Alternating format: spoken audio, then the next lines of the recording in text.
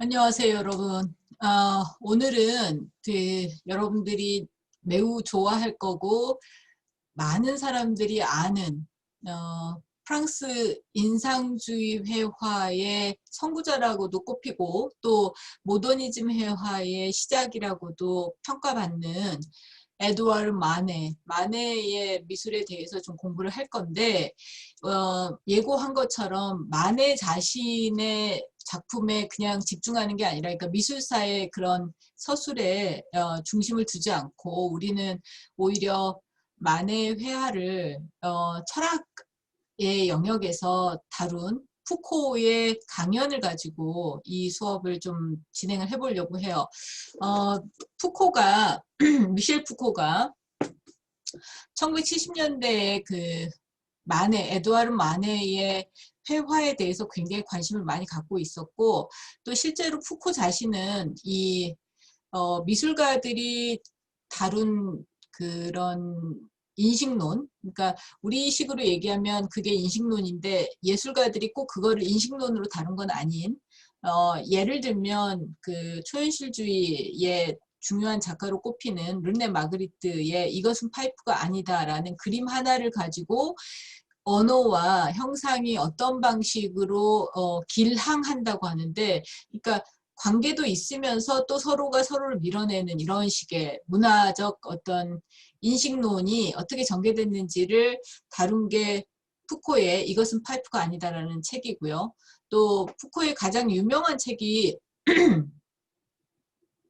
말과 사물이라는 책이에요. 굉장히 두껍고 우리나라에도 번역이 돼 있는데, 이 말과 사물이라는 책의 서론 부분에 등장하는 게 17세기 바로크 시대의 그 스페인 화가 벨라스케스의 그림 라스 메니나스 시녀들이라는 그림이에요. 근데 그 그림을 매우 흥미롭게 분석을 하고 비평을 하면서 푸코가 행하는 게 사실은 17세기에서 19세기까지 서구의 인식론, 그러니까 인식론이 뭐냐면 사람들이 세계를 인식하는 거, 쉽게 얘기하면 그런 거지만 또 인간을 인식하거나, 그러니까 지식론인 거예요. 지식에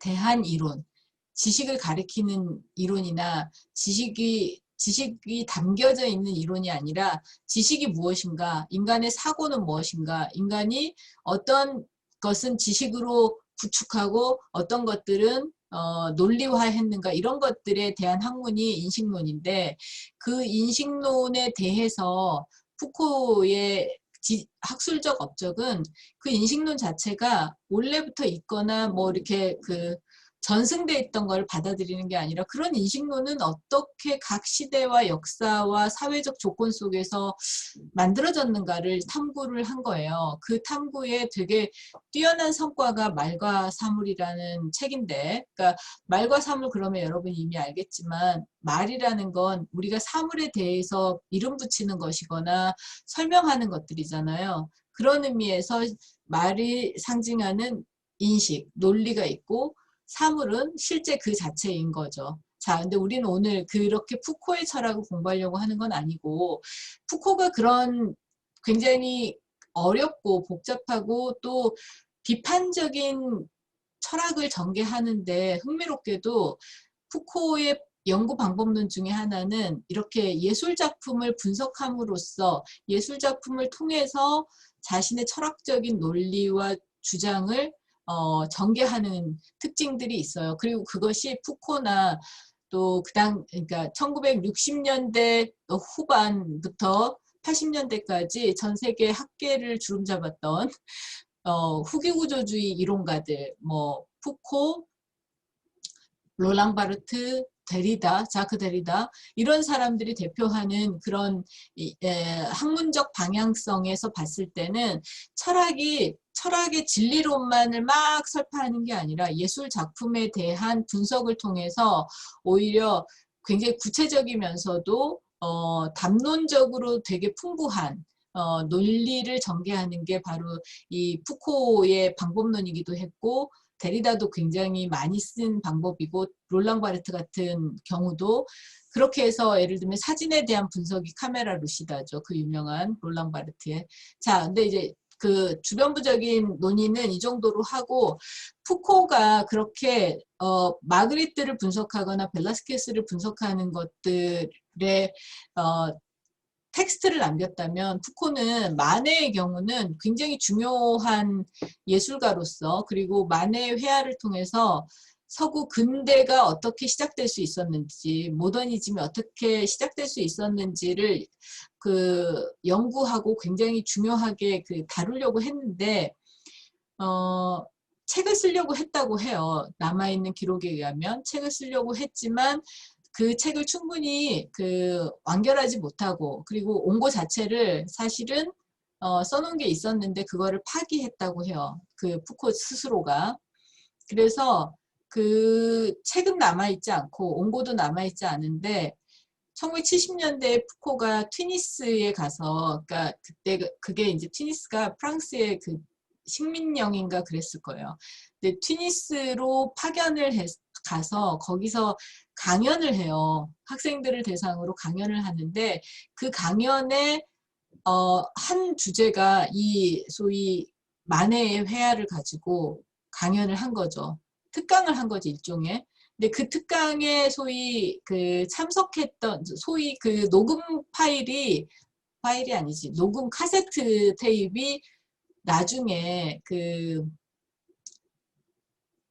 구할 수 있게 된 거예요. 그러니까 정확하게 얘기하면 이 책은 푸코가 생전에 쓴 책이 전혀 아니고, 푸코는 검은색과 해아라는 제목으로 이 마네의 책을 쓰려고 했다고 합니다. 그러나 실제로는 그 책을 쓰지 못했고, 원고는 스스로가 파기를 해버린 상태로 그냥 그런 그 푸코 연구자들한테는 그런 사실들만 전해져 왔던 거죠. 그런데 그런 그 상태에서 학자들은, 푸코를 연구하는 학자들은 얼마나 이 소실되거나 파기된 마네론을 읽고 싶었겠어요. 그렇게 연구 조사를 하는 와중에 이 튀니스에서 이 1971년에 푸코가 한 강연을 녹음을 했다고 하는 거를 알게 된 거죠. 그리고 그 녹음 자료를 그 제공을 받아서 그 녹취를 푼 게 바로 이 책의 그 분량으로 따지면 22페이지부터 71페이지까지 딱 요 정도 분량으로 들어가 있는 푸코의 강연 녹취록인 거예요. 그러니까 실제로 푸코는 책을 쓰지 않았지만, 그리고 소위 마네에 대한 텍스트를 쓰진 않았지만, 강연을 통해서 자신이 마네 회화에 대해서, 그리고 그 마네 회화가 어떻게 서구 근대의 새로운 그 회화 세계를 열 수 있었는지에 대해서 해석하고 또 설명하는 내용들을 남길 수 있었던 거죠. 그리고 그것들을 이 책에서는 이제 한국어 번역을 해놓은 거고, 그 다음에 나머지는, 그럼 이렇게 두꺼운 책에서 이 나머지는 뭐냐? 이거는 이제 이렇게 푸코의 강연록을 이제 정리를 하고 그 내용에 대해서 연구자들이 연구를 한 다음에 2001년경에 그 푸코 연구자들이 논문을 다 연구한 논문들을 모아서 심포지움을 연 거예요. 그래서 이 안에는 푸코가 마네를 어떻게 연구했는지라든가, 또 푸코의 마네론이 가지고 있는 중요한 논점이나 뭐 비판점이라든가 이런 것들을 제각기 그 지금 동시대의 그 학자들이 논문을 쓴 것들이 실려 있어요. 근데 우리 수업에서는 이 내용은, 그러니까 다른 학자들이 주장하고 있는 이런 내용은 다루지 않고, 엄밀히 따지면 푸코가 튀니스에서 1971년에 강연한 그 강연 내용들을 꼼꼼히 짚어가면서 푸코가 미술 작품을 어떻게 분석했는지, 특히 마네 그림들에서 무엇을 어떻게 구체적으로 분석하면서 설득력 있게 모더니즘 회화에 대해서 이해를 시키는지를 짚어가려고 해요. 우선은 이 관련해 가지고 우리한테 이제 만해가 중요하다는 거죠. 푸코의 만해론을 들여다볼 거지만 사실 만해가 가지고 있는 소위 그 서구 근현대 미술에서의 지분이 있어요. 그러니까 만해는 인상주의 회화의 대가이기도 하지만 다른 한편으로는 만해 자신이 우리가 지금 익숙하게 미술계 그리고 뭐 회화했을 때 가지고 있는 근대적 좀 더 상대적으로 현대적인 어떤 제도, 내용, 태도, 회화의 어떤 접근법 같은 것들을 만해가 19세기에 이미 많이 그 시도했고 그리고 그러한 시도들이 그림을 통해서 뿐만 아니라 그 일종의 만해 자신은 생각했지 않았을 수도 있는데 철학적으로 분석했을 때도 담겨져 있다는 거예요. 그 지점에서 이제 푸코가 만해를 선택하고 그걸 연구의 대상으로 삼았던 이유를 알 수가 있는 거죠. 자, 그래서 강연 자료를 내가 좀 만들어 놨는데 푸코의 만해 회화를 다루는 게 이제 우리한테는 되게 중요한 문제인데 사실 푸코의 만해 회화가 가진 학술적인 의의는 뭐가 있냐면 단지 만해 회화를 되게 철학자가 잘 분석했다 이런 정도가 아니라 푸코가 만해 회화를 분석한 내용들을 가지고 우리는 지금 컨템포러리 아트에 이르기까지 미술의 조건, 그리고 본다는 것, 그리고 그림에 가시화된 것들이 아닌 것들을 통해서 어떻게 무엇인가가 표현될 수 있는가. 말이 좀 이상한데 푸코가 그렇게 얘기를 해요. 비가시적인 것들이 그림에 있고 그 비가시적인 것들은 사실은 개념일 수도 있고 작가의 의도일 수도 있고 작가의 개념과 의도가 잘 결합돼 가지고 사람들이 그 전에까지 봐왔던 그 그림의 방식이나 미술에 대한 인식을 바꿀 만한 어떤 되게 혁명적이거나 도전적인 어떤 것들을 얘기할 수 있잖아요. 그걸 이제 가시화시키는 게 바로 소위 만해 회화에서 가장 중요한 부분이라고 얘기를 한단 말이죠. 이제 그런 점에서 우리가 지금 동시대의 만해를 공부하는 것, 그리고 그 만해의 회화에 대해서 푸코식으로 접근하는 것이 의의가 있다고 할 수 있어요. 자, 그런데 그게 이제 오늘 내 강의의 주제인데, 그런데 일단은 만해 그림들이 뭐가 있는지 여러분, 그리고 특히나 이제 그 만해 회화에 대해서 푸코의 티니스 강연은 딱 만해 그 푸코가 이렇게 어떤 논변을 막 그 논변만 얘기만 하는 게 아니라 실제 그 강의실에서 슬라이드를 보여주면서 작품을 분석했다고 해요. 그리고 작품도 전체 만해 일생의 모든 작품들을 망라하거나 연보식으로 연대기식으로 그 다 짚어낸 게 아니라 본인이 주장하려고 하는 이제 푸코가 말하고자 하는 어떤 핵심 논점이 있는데 근대 회화의 중요한 속성으로서 그 논점을 다 짚어낼 수 있을 만한 그림 12점만을 뽑았어요. 그리고 그 12점을 집중적으로 이 강연에서 분석을 직접 이렇게 슬라이드를 펼쳐놓고 한 겁니다. 자, 근데 그거는 이제 사실은 이번 주가 아니라 여러분 우리가 만해 수업을 3번에 걸쳐서 할 거기 때문에 지금 이번 주가 아니라 이번 주에 이렇게 우리가 그 다루려고 하는 거는 도입이에요. 인트로덕션.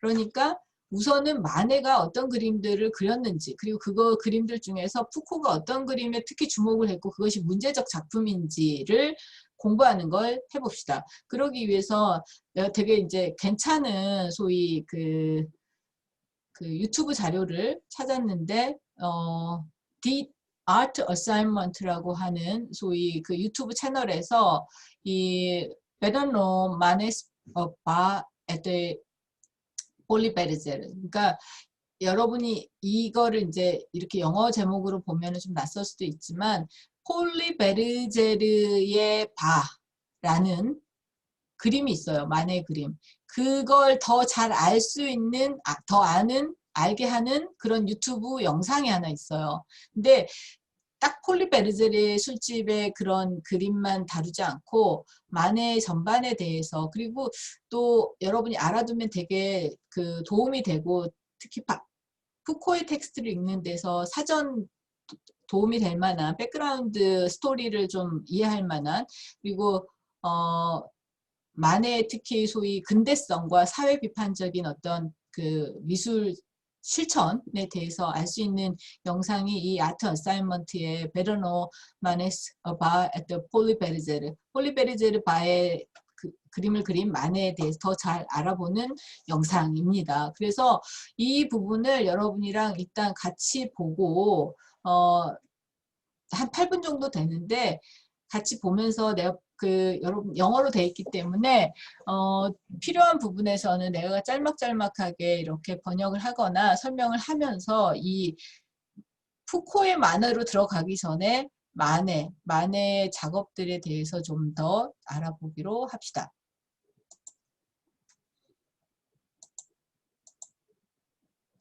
네, 이 작업인데 이 영상인데 시작부터 보기로 하죠. Thanks to Wix for supporting PBS Digital Studios. This is a painting of a woman tending bar in Paris during the latter half of the 19th century. 자, 방금 살짝 그림 전체는 아니고요. 이 그림이 바로 마네가 그린 19세기 말에 그린 폴리 베르제르의 바라고 하는, 이 여성 이름이 폴리 베르제르예요. 그리고 이 여성이 운영하고 있는 그 당시에 바를 그린 그림이라고 해서 폴리 베르제르의 바라고 제목이 붙어 있는 겁니다. Tending bar in Paris during the latter half of the 19th century. We know it was painted by French Impressionist Edouard Manet in 1882, during the storied Belle Époque, a time of relative stability in France after over a century of revolution and conflict, after Paris had been transformed from a crowded labyrinth of winding streets to a modern city with new train terminals and straight, wide boulevards. We know that. 네, 방금 내용은 이제 에드와르드 마네가 프랑스 인상주의의 대표 작가로 꼽히는다고 하는 얘기를 했고, 그 시기가 어떤 시기냐면 벨 에포크 시대다라고 얘기를 하고 있어요. 벨 에포크는 아름다운 시대라고 번역하는데, 그러니까 프랑스, 유럽이, 특히 이제 프랑스가 굉장히 그 화려하고 또 유흥과 향락이 마구마구 이제 도시를 중심으로 꼽히고 그런 시대.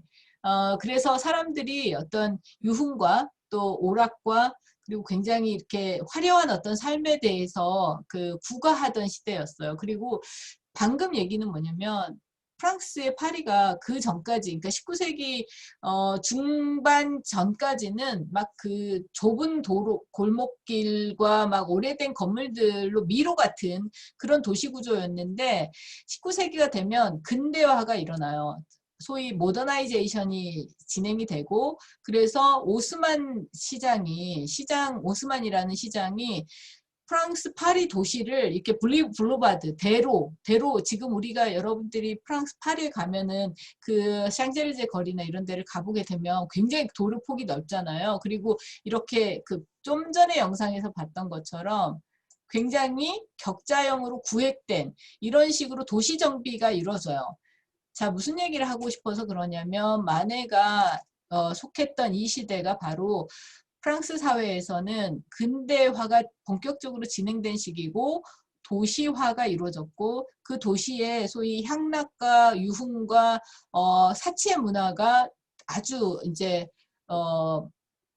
흥건하게 퍼져나가기 시작했다는 거예요. 그리고 뒤에 보면 알겠지만 말 그대로 프랑스의 그런 인상주의 회화는 그러한 도시의 변화, 그리고 도시가 이제 향락과 유흥의 세계로 변해가면서 새롭게 보이는 어떤 풍경들, 상황들, 장면들, 사람들의 어떤 취향 같은 것들이 이 19세기 화가들한테 굉장히 중요한 그림의 소재가 되고 주제가 되고 핵심이 됐다는 거야. 그리고 그 정점에 누가 있냐면 마네가 있는 거예요. 마네 그림들의 대부분은 뭐 가면무도회라든가 이런 그 소위 서커스 단원이라든가 거리의 여성이라든가 또 카바레 그리고 폴리베르제리의 그런 바처럼 굉장히 화려해진 내부 샹들리에와 뭔가 그 조명과 오락이 뒤섞인 술집 같은 것들이 만연하게 됐고 그것들을 이 당시에 현실적으로 화가들이 그걸 거부하고 마치 그런 현실이 아니라 더 이상화되어 있는 그런 곳을 그린 게 아니라는 거야. 여기서 이제 중요한 게 좀 이따 나오겠지만 19세기 프랑스 화단이 아카데미즘과 반아카데미즘으로 나뉘는데 거기에 마네는 반아카데미즘에 속하는 거죠.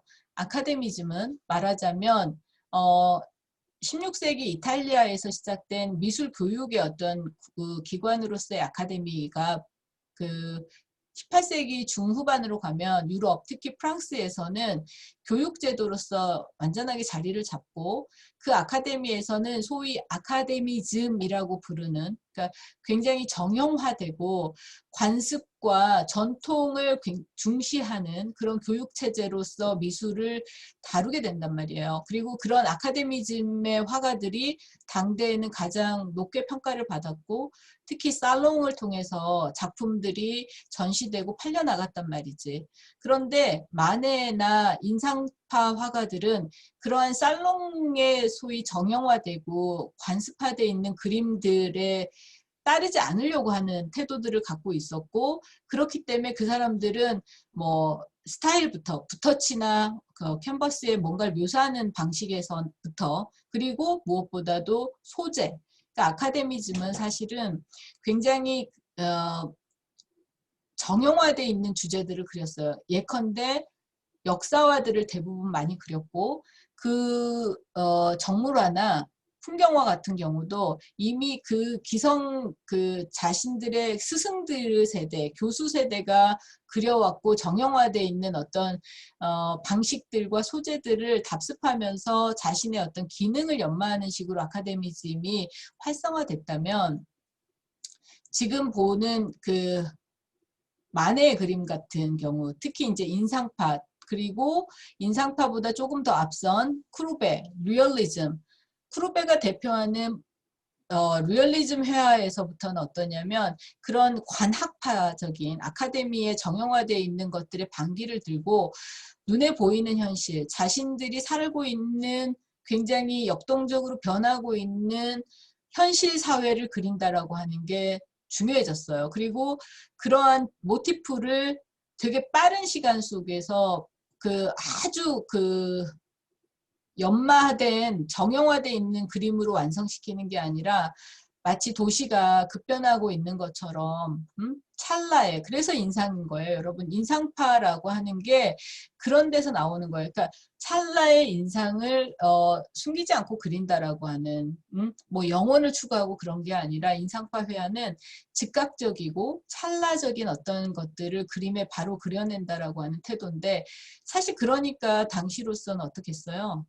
관학파의 그런 관학파가 장악하고 있고 세력을 아주 단단하게 구축하고 있는 화단으로부터는 배척당하거나 저평가될 수밖에 없겠죠. 그래서 마네 같은 경우도 여러 차례 살롱에 시도하지만 살롱에서 낙선되고 그래서 낙선된 것들을 예를 들면 크루베가 모아서 전시를 하는 낙선전이라는 걸 만들거든. 그런데 거기에 이제 마네도 작품을 출품하고 하는 식으로 그러니까 살롱전과 낙선전이 비등비등하게 동시에 파워게임을 하는 식의 미술계가 19세기 프랑스 화단이었어요. 근데 그런 방식으로 되면 이제 마네의 어떤 성격 그리고 그 시대적인 어떤 속성들을 여러분들이 파악할 필요가 있고 거기에 이제 왜 이 PBS 이 아트 어사인먼트도 그 얘기부터 시작을 하냐면 이 인상파 화가 특히 마네 같은 사람들이 그 미술 속에서 자신의 현실들이 부정할 수가 없기 때문에 그 시대의 사회적인, 경제적인 그리고 작가의 어떤 그 입장들을 이해해야지만 그 미술 작품을 충분히 이해할 수 있기 때문에 이런 설명을 하고 있는 거예요. To a modern city with new train terminals and straight, wide boulevards. We know that it's set at the Folies Bergère, a Paris café concert where you could get a drink and be entertained. And we know Manet's model, Suzanne, actually worked at the Folies Bergère, but posed for the artist at his studio. 네, 좀 전에 얘기가 나왔지만 이 폴 베르제르에서 이 폴리 베르제르로 명명된 건 이제 수정이라고 하는 그 만의 모델이었고 뭐니 올랭피아의 모델이기도 하다고. 그러니까 올랭피아랑 폴리 베르제르 주로 이제 만의 그림에 그 뭐 좀 다른 성격처럼 보이더라도 같은 여자 모델 수정이 이렇게 계속 모델로 등장을 했다는 거고요. 이 그림에서도 이 그 인물은 수정이라는 인물이고 좀 전에 내가 무슨 얘기를 했어요, 여러분? 프랑스 19세기 프랑스 사회가 유흥과 오락의 세계였다 그랬잖아. 그래서 방금 이 얘기를 하잖아요. 엔터테인먼트 같은 것들 그리고 뭐 예를 들면 이제 술 마시는 문화 이런 것들이 이제 이루어지는 집중적으로 이루어지는 공간이 바로 이런 바나 콘서트홀이나 이런 곳이었다는 겁니다. 그리고 그런 곳들을 관악파가들은 전혀 건드리지 않았다면 절대 그리지 않았다면 마치 우리식으로 얘기하면 그런 거지. 여러분이 지금 21세기 2020년에 한국의 중요한 화가예요. 그리고 야망을 갖고 있어. 근데 그런 사람들이 예를 들면 그런 화가가 막 그 일상에 우리는 근데 좀 경향이 달라졌으니까. 근데 뭐 예를 들면 무슨 광화문 태극기 집회 같은 거를 노골적으로 묘사하고 있거나 그러면 높게 평가하지 않잖아. 대학에서든 뭐 미술계에서. 그런 것들을 지금 생각하면 돼요. 이 당시에 그러니까 이 마네가 속해 있는 미술계는 사실 비주류에 속했다는 거지. 아카데미즘이 주류였고. 그런데 그런 소위 비주류로서의 마네가 그럼 일부러 비주류였냐? 그건 아니야. 이건 이제 푸코가 다루고 있는 건 아니지만 말하자면 끊임없이 마네는 메인스트림으로 들어가고 싶어 했지만 그렇다고 자기 미술을 포기하려고도 하지 않았어. 그래서 날것 상태의 현실을 그리고 자신이 속해 있는 그 프랑스 파리의 부르주아의 그 향락과 오락 문화를 그대로 노골적으로 보여주고자 했던 게 이제 마네 그림들이라고 할 수 있습니다. And we know Manet's model, Suzanne, actually worked at the Folies Bergère, but posed for the artist at his studio. But there's a heck of a lot we don't know. We don't know why we can see a man in the mirror behind her, but not. 자, 이 폴리 베르제르의 그 그림이 되게 문제적인 게 사실은 푸코도 이 책에서 집중적으로 다루고 있지만 이 그림 전체를 보면 여자가 전면에 등장해 갖고 있어요. 그런데 뒤에 보면 이 여자의 뒷모습 같아 보이는 그림이 그려져 있는 거야. 그러면 우리가 이제 이성적으로 생각했을 때 이 여자가 실물로서 우리 화면에 전면에 등장했다면 뒤는 거울이구나 라고 생각하지. 왜냐하면 이 여자의 뒷모습이 비출 수 있는 방식은 거울밖에 없잖아요. 그리고 이 그림에는 이 여자가 정면이라면 이 정면에서는 묘사 안 된 실제 인물이 거울에는 비춰진 걸로 그려져 있는 거예요. 그러니까 이 그림은 되게 트리키하다고 하는데 뭔가 이렇게 그 함정을 갖고 있거나 마네가 뭔가 복잡한 의도를 갖고 그렸다라고 하는 거를 볼 수가 있어요. 그래서 이 그림을 되게 그 푸코도 마찬가지지만 분석들을 굉장히 많이 해요. 근데 그리고 단순히 뭔가 보이는 대로 그렸지 않았다는 걸 확연하게 알 수 있는 게 이런 폴리 베르제르의 그림인 거지. 근데 여기서도 이를테면 되게 비밀스럽게 이 여자의 앞에 정말로 우리 그림 속으로는 들어오지 않았지만 앞에 서 있는 남자가 누군지를 이렇게 힌트를 주면서 알려주는 것. 그래서 이 상황이 어떤 상황인지를 유추하게 하는 것, 우회시키는 것. 이게 바로 이제 이 폴리 베르제르의 묘미라고 할 수 있겠지. 그런데 이 그림에서 실제로 그러면 그 논리적으로 설명하면 그게 맞는데 문제는 시각적인 그 객관적 사실, 시각으로 봤을 때 객관적 사실로는 이 여자가 이렇게 정면으로 그려져 있다면 이런 각도로 거울에 비칠 수가 없는 거야. 그게 이제 사실 이 그림에서 훨씬 더 트리키한 지점이 되는 거죠. 눈에 보이는 대로 지금 이 장면을 그린 게 아니라 만에는 사실은 저 메시지를 말하고 싶어서, 건드리고 싶어서 화면을 왜곡한 거예요. 이제 그런 지점들이 이제 푸코가 이 만해회화에서 이 그림을 가지고 다루는 부분인데, 어쨌든 그 설명을 지금 하고 있어서 잠깐 언급했어요. Where he should be in the space in front of her. We don't know what their relationship is, whether he's trying to buy a drink or her, and we don't know what's going on inside of her head. Behind 직접적으로 이 남자를 등장시켜서 그리지 않았기 때문에 뭐 이게 이렇게 이 작품을 분석하는데 중요한 건 아니지만 이 남자가 뭐 하고 있는지, 이 여자랑 무슨 관계인지를 알기가 어렵다는 거지. 그래서 이 그림을 좀 비밀스러운 것들로 만들어 주는 거죠. the blank stare. Is she just a person, as unreadable from the outside as any other? Or is she a potent symbol of the estrangement of modern life? A kind of life where we witness and are part of the grand spectacle of capitalism and entertainment so central to our existence today. Let's 네, 좀 전에 무슨 얘기가 나왔냐면 우리는 이 장면을 일종의 그 목격하는 사람들이 된 거야. 이 사람이 정면에 이렇게 서 있기 때문에 특히나 목격하고 있는, 맞닥뜨리고 있는 것 같은 구도가 되잖아요. 그런데 우리가 보게 되는 거는 이 그림 전체 좀 더 멀리서 이 그림을 보면 여러분 유독 반짝거리고 있는 것처럼 환하게 빛나는 것처럼 보이는 게 있을 거예요. 그림이 디테일해서 크게 봐서 그런데 이게 뭐냐면 아까 얘기한 19세기 프랑스 파리를 점령한 이 향락과 유흥과 소위 스펙타클, 광의의 문화를 보여주는 거예요. 그러니까 19세기가 되면 프랑스는 소위 산업이 발전하고 유리와 철골 구조의 건축물이 등장하고 전기가 들어와요.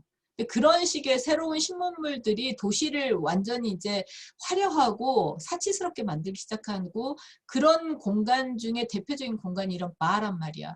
그런 거를 이 마네가 되게 아주 잘 노골적으로 표현하고 있는 거지. 금색 반짝이는 사물들, 그리고 광의로 빛나는 실내, 이런 부분들로 그 얘기를 한 겁니다. 스펙타클, 그 다음에 스트레이즈맨이라는 얘기들. 그러니까 일테면 전근대 사회라면 이웃집과 누구누구가 다 서로 알고, 그 다음에 뭐 관계가 깊고 뭐 이렇게 된다면 19세기 근대 사회로 진입하고 도시가 형성되면서 사람들은 서로가 낯설거나 관계가 모호해지는 거야. 근데 그런 거를 이제 이 PBS 방송 채널에서는 뭔가 이 그림에 그 낯선 관계들이 등장한다든가, 굉장히 화려한 배경들이 등장하는 것들이 바로 19세기의 속성이라고 얘기하고 싶어 하는 거야.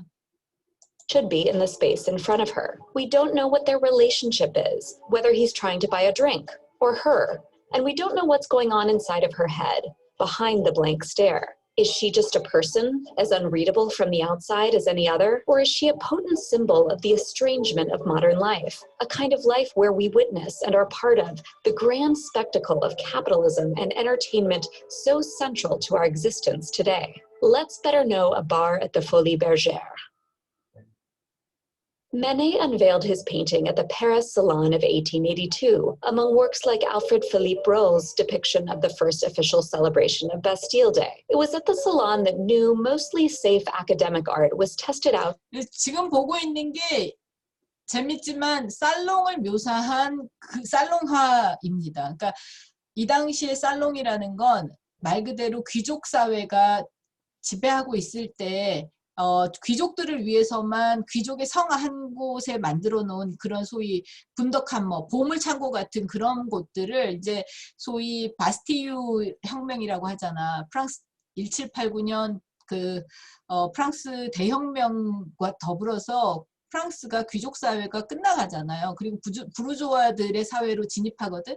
그러면서 귀족이 소유했던 성이나 이런 소위 독점했던 문화 향유 같은 것들이 민중에게 열려요. 그리고 그 민중에게 열리는 되게 그 노골적인 형식이 바로 살롱이었어. 그러니까 귀족들이 자기네들끼리 자기네 성에 모여서 벽에 닥지닥지 그 그림 붙여놓은 것들, 그러니까 자신의 고용한 화가들이 그려놓은 그림들을 자기네들끼리만 감상하던 그 상황이 이제 바뀌어서 이렇게, 그러니까 물리적으로는 거의 똑같은데 감상자가 그룹이 달라지는 거지. 그러니까 프랑스 자유혁명을 통해서 민중에게 이런 권리들이 나눠져야 됐고, 그 권리를 나눠주면서 소위 대중을 위로하고 또 통치했던 방식 중에 하나가 이런 식으로 대중에게 그 문화를 향유할 기회를 주는 거야. 근데 이제 거기에 몰려있는 사람들,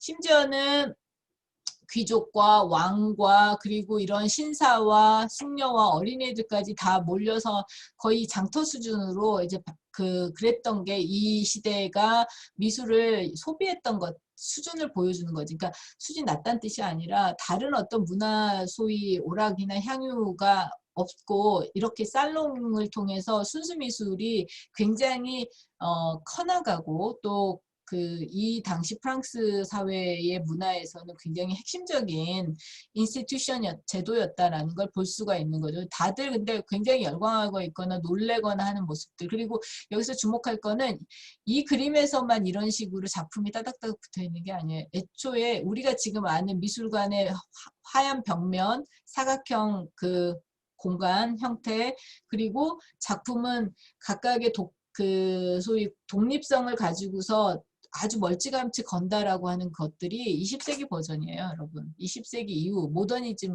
버전이야. 그렇기 때문에 우리는 이렇게 그 초기 미술관 버전의 전시 형태 같은 것들도 여기서 주목할 필요가 있죠. Out in front of audiences. But while most of Manet's Impressionist peers, like Claude Monet, had abandoned the salon and formed their own exhibitions, Manet held firm to the institution, declaring, "The salon is the real field of battle. It's there that one must take one's measure." And there, 네, 뭐 이제 그 살롱에 대한 얘기가 좀 나오는데 마네조차도 이제 정말 전쟁터 같은 데가 살롱이다. 그런 얘기를 하는 거죠. 그러니까 사실 마네는 그 마네론을 쓴 말라르메나 또 누구냐? 바타이유 같은 사람이 증언하기에도 마네는 되게 이렇게 그 자신의 미술로서는 굉장히 혁신적이었지만 그런 그 혁신성을 그대로 타협하지 않고 새로운 어떤 미술로서 인정받고 싶어 했던 욕망이 굉장히 강했던 인물이에요. 지금 보는 것처럼 이제 여기서 이제 이런 사파들이 자주 등장하는데 19세기가 말하자면 순수 미술로서 이런 페인팅이 되게 발전하지만 또 한편으로는 신문 기사나 이런 데서는 그러니까 저널 같은 데서는 사파가 되게 그러니까 여전히 영향력을 행사하고 있었고 거기서는 또 그런 방식의 드로잉 문화들이 발전했었어요. 사파 자체가 아니라 사파가 이제 판화화되는 거지, 석판화 같은 걸로. 근데 지금 보는 것도 이제 말하자면 살롱에 가족이 가서 굉장히 진지한 태도로, 근데 이제 신흥 부르주아들이기 때문에 뭔가 귀족 같은 어떤 그 권위나 훈련되어 있는 어떤 감수성 갖고 있지 않은 딱 이렇게 뭔가 비아냥거리 듯한 얼굴로 그려놨잖아, 사파가가. 이 사람들이 비아냥거린다는 게 아니라, 그러니까 뭔가 충분히 제대로 그 권위를 잘 느낄 만한 어떤 계급으로 보이지 않는 식으로 이 살롱 감상자들을 묘사한 게 보이죠. he took his measure on a number of occasions, with varying degrees of success.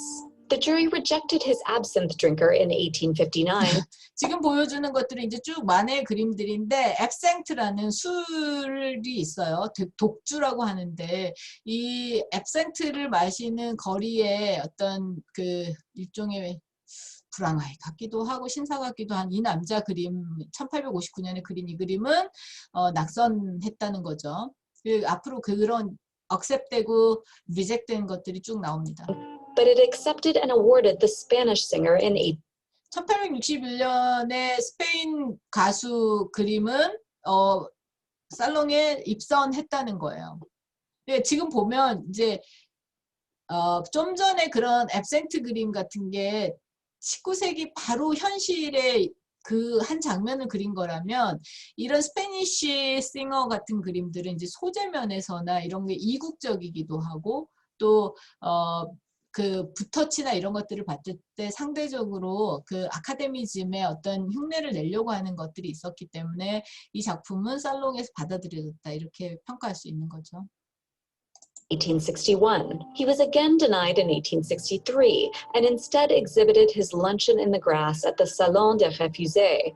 이 그 유명한 풀바디의 점심 식사라는 그림이고 푸코의 마네론에도 마네 회화에도 되게 중요한 작품으로 분석이 되는데 이런 작품들이 사실 그 낙선할 수밖에 없는 것은 그리고 당시 프랑스 문화예술계에 엄청난 스캔들을 몰고 오는데 그런 이유는 아카데미즘에서 여성 누드를 다루거나 묘사하는 방식 내지는 그 이데올로기를 완전히 노골적으로 깨트리고 있고 또 뭐 색채라든가 구도 같은 것들이 그 아카데미즘의 그런 정형화되어 있는 어법들에 맞지 않는 거예요. 그래서 오히려 미술 작품 순수한 회화로 보이는 게 아니라 선정적인 화보처럼 보이는 그러니까 야한 어떤 이미지처럼 보이는 노골성이 있기 때문에 이게 이제 그 당시에 거부당했다는 거지. 스캔들까지 이어지고. Causing quite the stir for its brazen depiction of a naked woman cavorting with clothed men,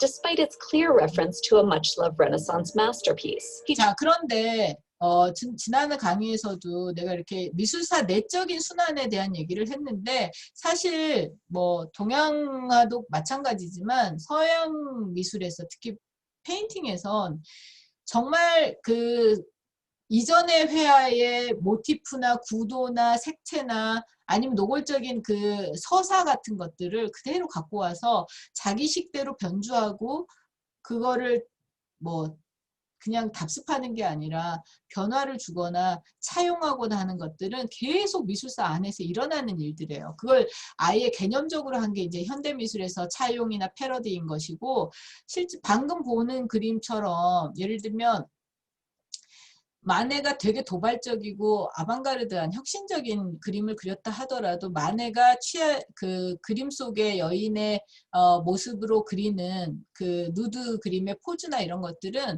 서구 자신들의 그 선배 화가 내지는 자기가 뭐 스페인이나 이탈리아를 여행하면서 보고 배운 그런 유럽 페인팅들의 일부들을 가지고 오는 거예요. 그래서 Cavorting 지금 with 이런 clothed men, 그림도 despite its clear reference to a much-loved Renaissance masterpiece. 예를 들면 티치아노, 르네상스 시대 화가인 티치아노의 그림에 등장하는 이런 굉장히 풍만하고 뭔가 이렇게 그 신화적인 어떤 비너스로 상징될 만한 어떤 여성 아니면 뮤즈 같은 여성들의 포즈나 신체 묘사법을 차용한다는 거예요. Masterpiece. He drew upon another 16th century masterwork for a painting that was 방금 보는 거는 딱 보면 알겠지만 티치아노의 우르비노의 비너스라는 그림인데 그 그림을 딱 갖고 와가지고 어떻게 하냐면 16th century masterwork for a painting that was 마네가 1865년 그 유명한 올랭피아로 가지고 왔다는 걸 알 수가 있지. 그러나 너무나 다른 그러니까 여성의 포즈가 비슷하고 시녀가 저기 있다라는 구도 기본적 구도 정도가 비슷할 뿐이지 완전히 태도나 작품의 어떤 성격이 완전히 달라지는 이런 것들을 볼 수가 있죠.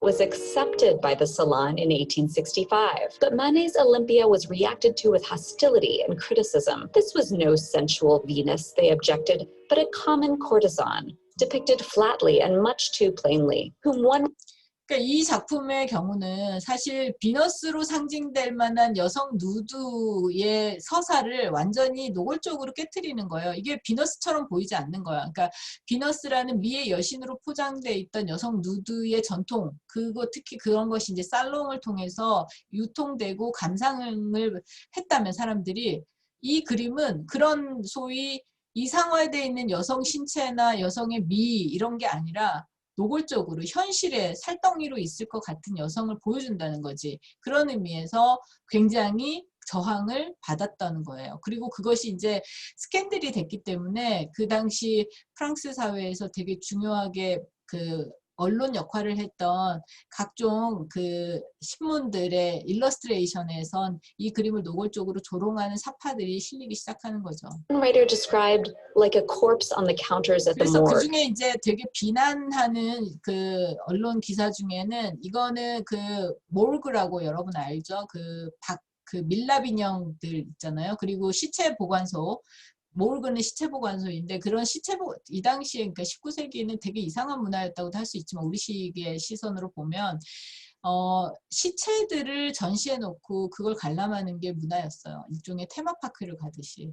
프랑스 사람들이 정말 환장을 했다고 하는데 그런 모르그의 그 카운터에 있는 것 같은 몸뚱아리가 바로 이 그림의 이 여자다 이런 식으로 아주 비난하는 그런 기사도 실렸다는 겁니다. Of course, now it's much less provocative, but at the 지금은 사실 우리가 미술사에서 마스터피스로 평가받기 때문에 우리는 어때요? 미술관 이거 오랑조리 미술관에 있거든요. 근데 이 미술관에 가서 이 그림을 볼 때 우리는 이 그림이 되게 도발적이고 막 그 전복적이라고 프로보커티브하다고 보지 않는 거지. 그 얘기하는 겁니다.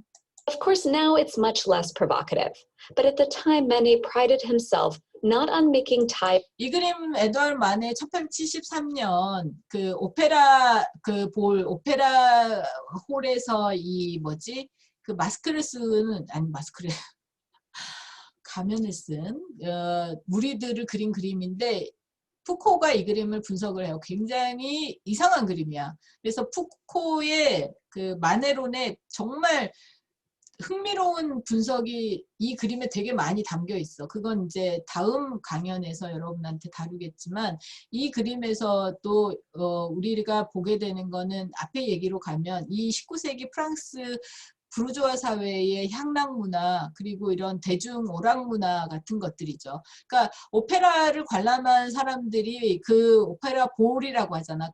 그 공간에 모여가지고 이제 막 서로 담소하고 막 이러는 건데 거기에 보면 피에로도 섞여 있고 소위 그네 타는 여성도 들어가 있고 하면서 이제 막 뒤섞여 있는 그리고 다들 얼굴을 가리고 있고 이런 문화가 이제 19세기 유흥의 문화를 보여주는 거죠. Hazy and idealized versions of past events, but on being a painter of modern life, in the words of his friend, the poet Baudelaire. 근데 이런 식의 말하자면 그 프랑스의 19세기 향락과 그리고 되게 덧없는 어떤 소비의 순간들 그리고 인상이라고 하는 것들에 주의를 집중하고 그걸 그리는 것이 바로 현대적 삶의 화가들이라고 말한 사람이 바로 방금 전에 나온 19세기 프랑스를 대표하는 서정 시인이자 미술 비평가였던 샤를 보들레르예요. 보들레르의 현대적 삶의 화가에서는 이런 찰나적으로 지나가는 어떤 순간들을 그리는 게 현대의 화가들이다라고 평가하는 부분이 나옵니다. Manet observed what was around him in bustling Paris and rendered fragments of it in a distinct style. His sharp contrast and elimination of halftones we can credit to Spanish masters Goya and Velázquez, whom he greatly admired, as well as his interest, along with many of his time, in Japanese woodblock prints. Manet painted. 지금 이제 그 마네가 영향받은 것들을 얘기를 하고 있는데 굉장히 컨트라스트가 강한 식으로 그림을 그려낸다는 거예요. 당시에 그 아카데미즘은 그러지 않았어. 굉장히 이렇게 그라데이션을 많이 줘서 이렇게 실제처럼 단단한 묘사법을 취했다면 마네는 컨트라스트 빛과 그림자의 컨트라스트를 굉장히 강하게 주고 또 선적인 것들이 그 윤곽선이 막 보이게 그림을 그렸는데 그게 바로 일본 판화의 영향도 좀 받았고 그리고 벨라스케스 그 17세기 그 스페인 화가 벨라스케스의 그림이라든가 이런 것 그러니까 스페인이나 이탈리아를 여행하면서 스스로 독학한 그림들의 스타일 같은 것들을 자기식대로 마네는 그림으로 그렸다는 얘기를 하고 있는 겁니다. Whom he greatly admired, as well as his interest, along with many of his time, in Japanese woodblock prints. Manet painted a street singer eating cherries, and fancy people gathered to hear music in gardens. He traveled to Spain and painted bullfights. He depicted scenes of the Franco-Prussian War and the execution of Maximilian in Mexico. He painted his friends, including artist Berthe Morisot, writer Émile Zola, and Monet at work on his studio boat. Manet certainly wasn't the only one. 네, 좀 전에 얘기했던 것들 중에는 일테면 그 만의 친구들 내지는 그 사돈관계의 어떤 벨트 모리소 인상파 여성 인상파 화가로서 굉장히 중요한 화가인데 그 다음에 모네 뭐 이런 얘기를 하고 있잖아요. 그러니까 여기서 중요한 건 이 만의 인상파 화가들이 근대적 삶의 화가들로 현대적 삶의 화가들로서 뭐 자기의 역사적 영웅을 그린다든가 하는 게 아니라 자기 친구, 가까운 사람들, 벌어지고 있는 일들 이런 것들 그러니까 되게 구체적 현실에 집중해서 그림을 그렸다. 근데 우리는 21세기 우리는 그렇게 이 그림을 볼 수 없지. 시차가 있죠. 그래서 이 그림들은 굉장히 낭만적이고 우리한테는 불가능할 것 같은 여유롭고 굉장히 그 화려한 문화를 보여주는 것 같은 귀족적 문화를 보여주는 것 같은 그림들이지. 하지만 실제로 이 당시에 이 그림의 마네의 이 그림이 받아들여지거나 취급됐던 것은 풍속화 같은 것들이었던 거예요. 당시에 그냥 뭐 하찮은 일상을 그리는 것 같은 그런 그림들로 평가됐다는 거죠.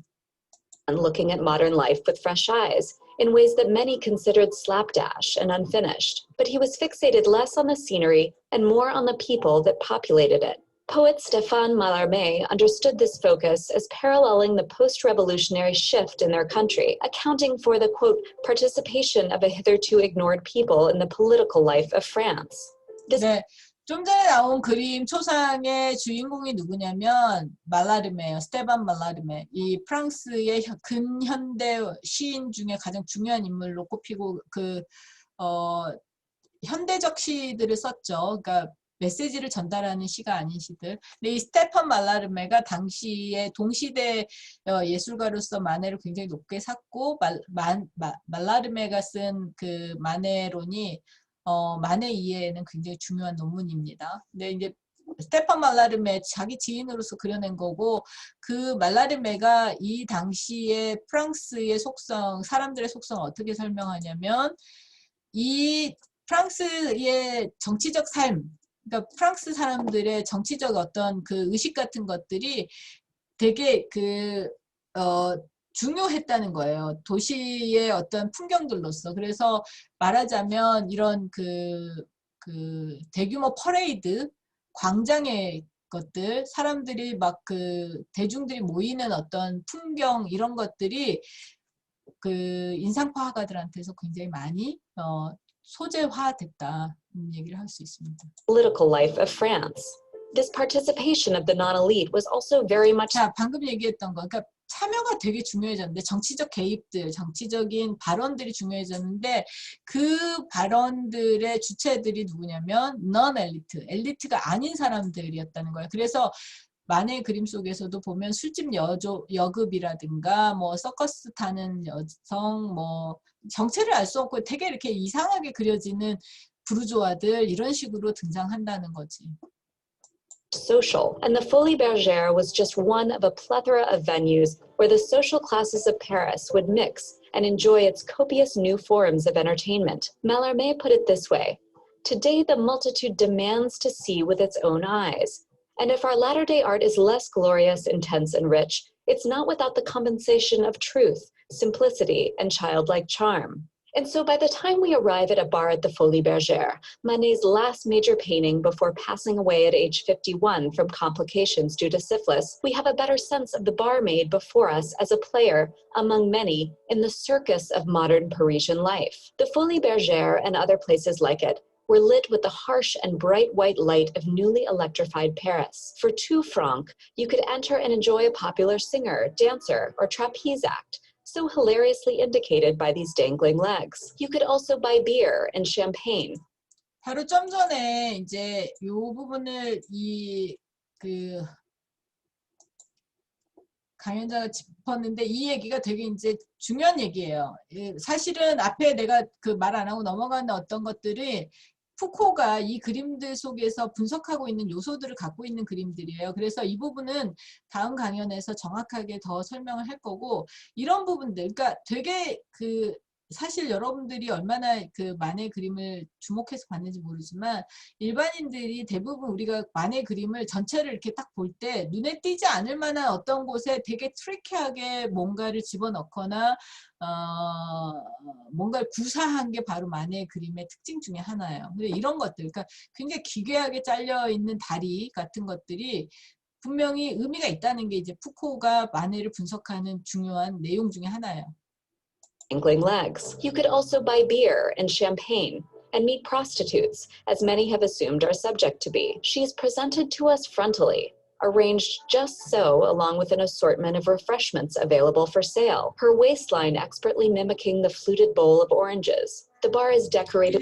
이런 이제 문화적 상징들을 해석하고 있는데 예를 들면 샴페인이라든가 저런 꽃 같은 것들이 이 여자의 앞에 있고 옷에 달려 있고 이런 것들이 결국은 이 여자가 창녀로서 자신을 팔고 있는 상품으로 내놓고 있다라고 하는 걸 노골적으로 암시하고 있다 이런 얘기입니다. With flowers, and so is her décolletage. She is firmly part of the scene, rooted to her spot at this intransigent marble counter, dividing her from us and us from her. And who is us? Perhaps we're the gentleman in the mirror, whose reflection Manet has conveniently shifted at an angle so we can see it. A cartoonist at the time jokingly suggested to Manet what his picture should look like. But from behind, she seems to be in an active angle so we could picture should look like. 좀 전에 이런 부분들이 이제 이런 거지. 말하자면 그 아까 앞에서부터 계속 얘기하지만 만의 그림이 있고 그것이 살롱에서 리젝됐을 때 그리고 스캔들을 일으켰을 때 당시에 그런 저널들이 사파로 그걸 풍자하거나 이렇게 아주 비난하는 그런 식의 일들이 벌어졌었는데 이 사파에서도 뭘 얘기하는 거냐면 만에는 구도를 잡을 줄 몰라. 정말 이 그림이 제대로 된 그림이어야 된다면 이 여자 앞에 이 남자가 이렇게 서 있어야지만 그게 뒤에 거울이 비치더라도 이 사람들이 이렇게 비춰질 거야. 근데 이 남자를 그리지 않는 엉뚱한 그러니까 잘못된 그림을 그린 거야. 마네가. 이런 식의 비난들이 있었던 겁니다. Suggested to Manet what his picture should look like, but from behind she seems to be in an active exchange with the man, which is not at all reflected in the detached gaze we see. Perhaps the exchange had happened in the past, or was about to happen. Perhaps she's imagining it to happen. People couldn't reconcile the image at the time, and they haven't been able to since, despite mountains of literature, reenactments, and explorations in virtual reality. 지금부터 보여주는 거는 실제로 만의 영향력이 얼마나 많은 그 미술사에서 현대미술가들이 그걸 모방하거나 흉내내거나 비트는 식의 자기 작업을 했는지를 보여주는 거예요. 근데 그게 이제 보면 여러분이 단지 그 만의 그림을 또 다른 만의 또 다른 식으로 그린다가 아니라 사진으로 뭐 영상 작업으로 VR 같은 것들 작업으로 변형하는 매체를 달리하거나 소위 그 장르를 달리하는 식으로 계속해서 이렇게 뭔가 포스트 프로덕션이 되고 있다는 거예요. 포스트 크리에이션이라고 해야 되겠지. 내 개념으로 따지면 포스트 크리에이션이 되고 있다는 겁니다. The fact remains that she looks out at us, but is ultimately inaccessible. She does.